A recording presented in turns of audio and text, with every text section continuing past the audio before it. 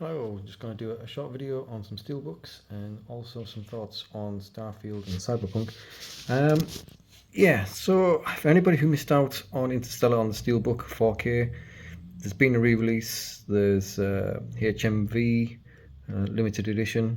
I don't know how limited it'll be, but it came out a while ago and I missed it, and they've now done this other one. I don't know if it's exactly the same as the past one, but if you haven't got it, get it before they disappear again. Because the original ones were going for silly money on eBay. So yeah, amazing film, and I'm still torn as to whether it's got the greatest film score of all time or not. It's difficult. I would say it maybe has.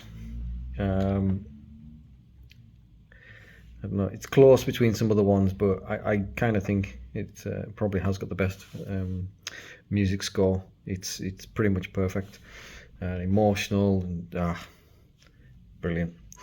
This is the other thing, this Sleepy Hollow Steelbook, which just come out in the UK. It's a normal affair of nice front and back. The thing was a bit strange with this one is when I opened it up, I thought, oh, it comes with a book. I forgot about that. I went to take it out and it doesn't come out. Now normally when you get these books, they come in a slipcase which sits beside it, or there's something that wraps around it and holds it in place. But this is actually part of the steelbook itself. So you've got all the different pages in there. The actual imagery is scenes from the film. They've made it kind of look like ye old kind of thing there. So that's nice. That's the short story Sleepy Hollow. Gave that a watch last night. It's a DTS soundtrack. It's very good. Picture quality is very good. They didn't spoil it with any kind of heavy use of denoising or anything like that. But brilliant film. Again, that's another film with a really good soundtrack. That's Danny Elfman. That's another good score as well. So yeah, there's two steelbooks that I highly recommend. Get them. As I say, I'm not too sure as to how many there's going to be of this one, and it's worthwhile getting, because everything with Interstellar just seems to just sell out and disappear. I'm hoping some kind of big box version, kind of like what's going on at the moment now with the Warner Brothers ones, but they also do some Universal, so maybe they'll branch out and do this one, because that would be amazing. Warner Brothers would be absolutely insane not to do it, because it's under their license. So yeah, the game wise, Starfield,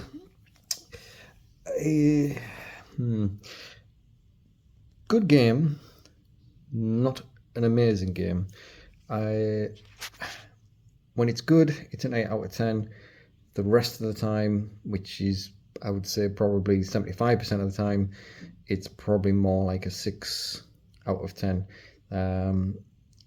If you look at No Man's Sky, obviously it's had a lot of updates and changes, but even at the beginning it captured on the whole thing of space exploration, traveling to planets and what planets should look like. Even though the graphics are different, they're not as good. I mean, obviously they've come a long way now with updates. It's still got the sense of wow, or what was around the corner, or look at that. You were interested in actually going and looking. And I know it has the ability to actually dig down into caves, but sometimes it was like Minecraft, where you dig down into a little thing and it would open up to a vast cavern, and it was like that on No Man's Sky as well. So there's some really smart things in that game. So when it comes to exploration and planets, No Man's Sky knows how to do that better. Obviously Starfield, if you can run it, does look better. But one of the main issues with Starfield is there's no randomness, or whatever there is feels quite scripted. So when you land or you're going somewhere, after the first few hours you'll come across some random things that happen, but then they just rinse and repeat. There's no difference to them. There's nothing to spur you on to go somewhere, because you might miss out on something or see something that you normally wouldn't have seen if you hadn't have gone there. A lot of the planets, some of them are nice, most of them look like the copy paste, quite bland. It's something I will say that the actual score, they've done a really good job with the soundtrack for the game. The score is really good. gunplay is good, but again, I'm having to use about 10 mods, and one of them is the AI, and some of the guys are taking some of the AI scripting from Skyrim, of all places, to put it into this game. And you shouldn't be taking that kind of a step back. There should be nothing in Skyrim that isn't in this game where you look back and go, but you could do that in Skyrim. I mean, this game's 12 years later. One of the prime examples is NPCs. You can go around doing crazy stuff, like, well, shooting right beside the head, or doing something that you shouldn't be doing in a city. And in Skyrim, you'd always have the guards come up to you warning you. You don't get that. There's a list a mile long of all the issues with Starfield at the moment. I don't know how many Bethesda are going to change. They might just be a case of, here you go, modders, away you go and have fun and make this the game that it should have been. I don't know. It will be an amazing game, but that's probably going to be in about 6 months' time when the modders fix it and correct it. It's certainly not Game of the Year, not even close. I mean, Baldur's Gate 3, that's a masterpiece. I still haven't quite finished it. I'm about 90% of the way there. And it's not the kind of my go-to game. It's not the game I would. Cyberpunk is my kind of thing, but I can still recognize a masterpiece, and that game nails everything visually, audio, scripting, acting, everything. I don't think that it's one of the most polished games I have ever seen anyway. And like I say, and it's not my go-to genre either.